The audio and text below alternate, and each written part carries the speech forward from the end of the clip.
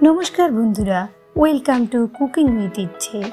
एखाने आमी कयेक पिस माछ नियेछि, तार मध्य हलुद और नुन भालो करे माखिए नेब। व्यस्ततार पिछने छुटते गिये समय जेन कोथाय चले जाय। ताओ तो बाड़ीते अतिथि आसे, सबार जन्य बाड़ीते प्रतिनियत कत किछु आमादेर बानाते हय। आजकेर रेसिपिटा एमन एक रेसिपि जा व्यस्ततार मध्येও आपनि सकलेर सुनाम कुड़िए नेबेन। तो माछगुलो हलुद नुन माखिए नेওয়ার पाशापाशि एखाने खानिकटा आमी सादा सर्षे निয়েছি, तार मध्य जल दिए आमी 4 चामचेर मतो सादा सर्षे बेटे निয়েছি। तबे आपनि चाइले कालो सर्षेरও व्यवहार करते पारेन।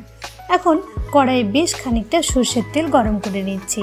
তবে আপনার ইচ্ছে থাকলে আপনি কিন্তু হোয়াইট অয়েল বা অন্য কোনো অয়েলেও বানাতে পারেন, কিন্তু সরষের তেলে এই রেসিপিটার টেস্টটা পারফেক্ট আসবে। তেলটা ভালো মতো হাই ফ্লেমে গরম করে এখন ফ্লেমটাকে কম করে আমি মাছগুলো এটার মধ্যে বসিয়ে দেব।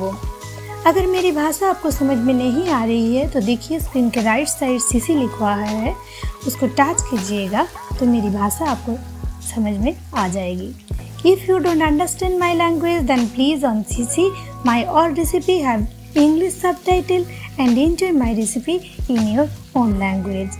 মাছগুলো বসিয়ে আমি কিন্তু এটাকে ফ্রাই করব না, মাছগুলোকে একেবারে এটা কিন্তু ভাপা মাছের মতো একটা রেসিপি হবে। দিয়ে দিলাম দুটো মিডিয়াম সাইজের টমেটো, কাঁচা লঙ্কা 3টে, তবে ঝাল আপনি বেশি খেতে চাইলে অবশ্যই ঝালটা বেশি দেবেন। দিয়ে দিলাম একটু মিষ্টি, তবে চিনিটা আপনি না চাইলে দেবেন না। হলুদ দিয়ে দিলাম একটু, হলুদ কিন্তু আমাদের মাছের মধ্যে অলরেডি দেওয়া আছে, তাই হলুদ আর নুন বাড়তি করে দেওয়ার দরকার নেই। আর নুনটা আমি সেই পরিমাণেই দিয়েছি যে পরে দেওয়ার আর দরকার হবে না। দিয়ে দিলাম এখন সর্ষে যেটা বেটে রেখেছিলাম সেটা, আর মিক্সার ধুয়ে জল আমি খানিকটা এটার মধ্যে অ্যাড করব। তারপর আমি এটাকে মিডিয়াম আঁচে মোটামুটি 7-8 মিনিট ঢেকে রাখবো। যদি আমার রেসিপি আজকে ভালো লাগে প্লিজ একটা লাইক দিতে ভুলবেন না। কমেন্ট করে নিশ্চয়ই জানাবেন যে রেসিপি কেমন লাগলো। চ্যানেলের প্রথম দর্শক বন্ধু হলে রোজ ফুল ভিডিওটাকে ওয়াচ করে চ্যানেলটাকে সাবস্ক্রাইব করতে ভুলবেন না যেন। আর ঢাকনাটা দেওয়ার আগে খানিকটা দিয়ে দিলাম সর্ষের তেল। এই রেসিপিটার মূল মন্ত্রই কিন্তু হচ্ছে সর্ষে বাটা আর সর্ষের তেল।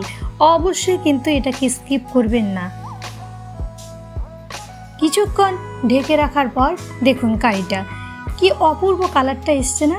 এখন আমি টমেটোগুলো ভালো মতো স্ম্যাশ করে নেব। আর এটাতে কিন্তু বাটা টমেটো দেবেন না, এরকমভাবেই কিন্তু টমেটোটা দেবেন, তবেই কিন্তু টেস্টটা পারফেক্ট আসবে।